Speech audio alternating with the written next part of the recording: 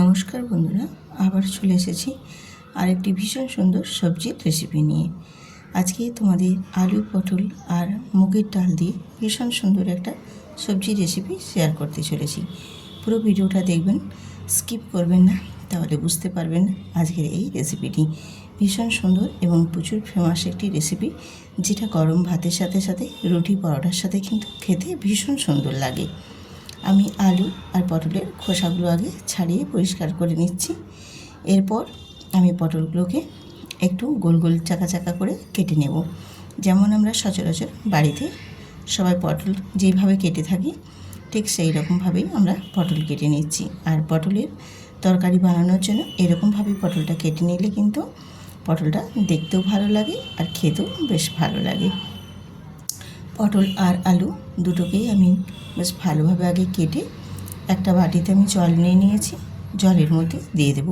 তাহলে আলু আর পটলগুলো বেশ সুন্দরভাবে ধোয়া হয়ে যাবে আর আলুগুলো কিন্তু কালো হয়ে যাবে না। আলুগুলো প্রথমে আগে কেটে একটা জলের মধ্যে ফেলে দিলে তাহলে আলুর যে একটা কষ থাকে, সেই কষটা কিন্তু একদমই লেগে কালো হয়ে যাবে না, বেশ আলুগুলো সাদা সাদা পরিষ্কার থাকবে। এরকমভাবে আলু আর পটলগুলোকে আমি সব কেটে ভালোভাবে পরিষ্কার করে জল দিয়ে ধুয়ে রেডি করে নেব। তো দেখো, আমার পটল আর আলুগুলো কাটা হয়ে গেছে। এবার আমি এগুলোকে ধুয়ে পরিষ্কার করে জলটা ঝরিয়ে তারপর চলে আসবো একদম গ্যাসেতে। এবারে চলে এলাম গ্যাসেতে, গ্যাসটা অন করে দিয়ে আমি একটা কড়াই বসিয়ে দিয়েছি। আর এই শুকনো কড়াইতে প্রথমে আমি দিয়ে দেব মুগ ডাল। আমি যেখানে 1 চামচ মুগ ডাল নিয়েছি, সেই মুগের ডালটা খুব ভালো করে একটু নাড়াচাড়া করে ভেজে নেব। আর মুগ ডালটা ভাজা হয়ে গেলে তখন বুঝতে পারবে একটা সুন্দর মিষ্টি গন্ধ বেরিয়ে আসবে, তখনই বুঝে যাবে যে ডালটা খুব সুন্দর করে ভাজা হয়ে গেছে। আর মুগের ডালটা খুব বেশি কিন্তু একদম লাল করে ভাজবে না, একটু সাদা সাদা থাকবে, বেশ একটা সুন্দর গন্ধ প্রায় বেরোলে সেই পর্যায়ে ভেজে তারপর তুলে নেব।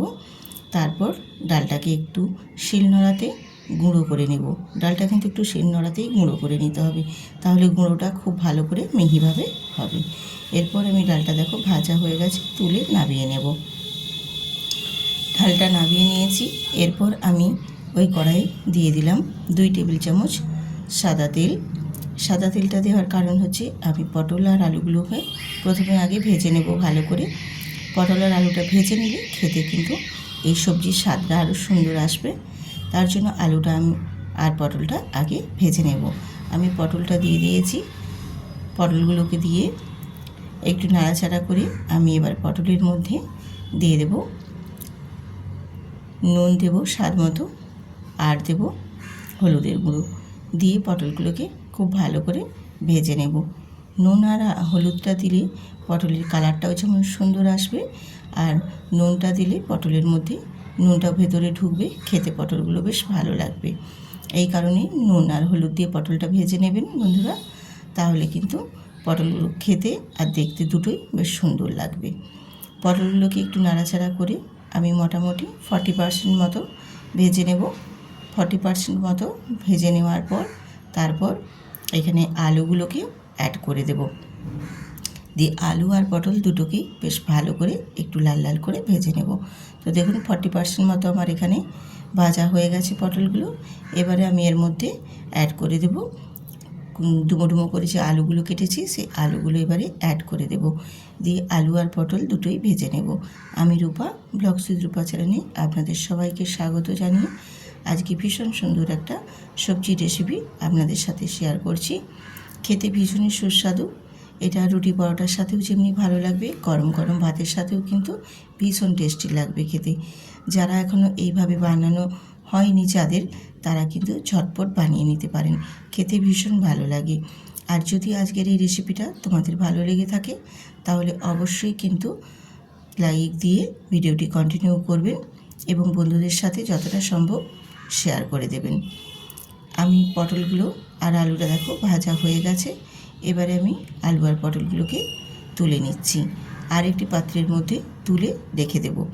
এরপর ওই কড়াইয়ের মধ্যে আবারও আমি দিয়ে দেব 1 টেবিল চামচ সাদা তেল, আর ফোড়নের জন্য দিয়ে দেব 5 ফোড়ন, একটা শুকনো লঙ্কা আর তেজপাতা দিয়ে ফোড়নটাও আমি একটু ভেজে নেব।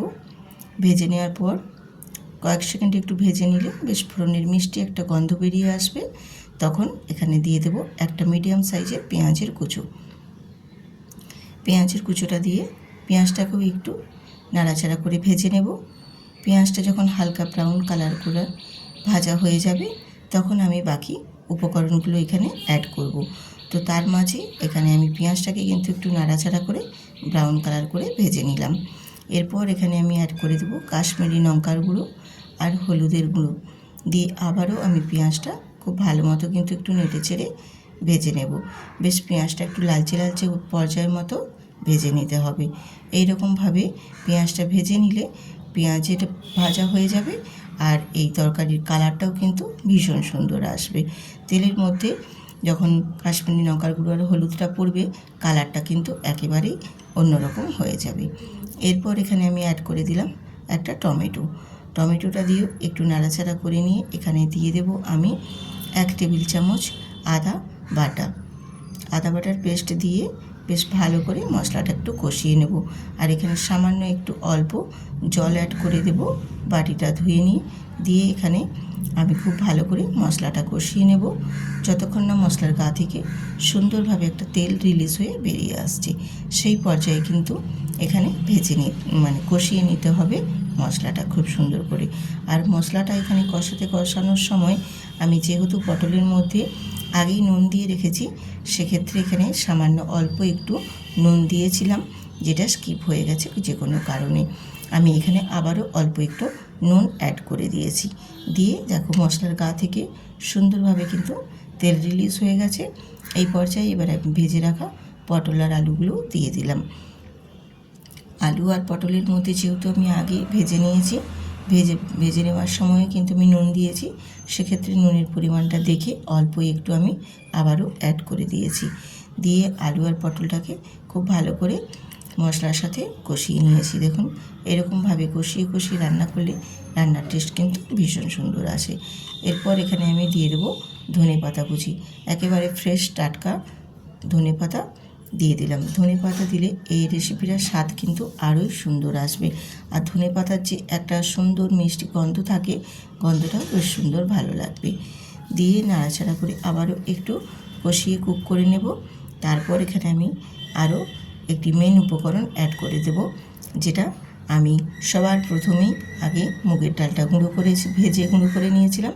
সেই এখানে মুগের ডালটা এবার আমি দিয়ে দিলাম, ভাজা গুঁড়ো করে নিয়েছিলাম সেটা এখানে অ্যাড করে দিলাম।